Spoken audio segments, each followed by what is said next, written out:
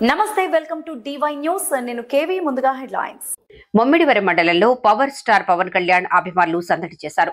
పవన్ కళ్యాణ్ నటించిన ఓజీ చిత్రం విడుదల సందర్భంగా శ్రీ వెంకటేశ్వర మరియు శ్రీ కృష్ణా థియేటర్ల వద్ద భారీ ప్రేక్షకులు డీజేలు ఏర్పాటు చేసి తమ అభిమానాన్ని చాటుకున్నారు. తమ అభిమాన నటుడి చిత్రం విడుదల సందర్భంగా భారీ బాణసంచా కాల్చారు. అభిమానులు డాన్సులతో థియేటర్ల వద్ద పండగ వాతావరణం నెలకొల్పారు.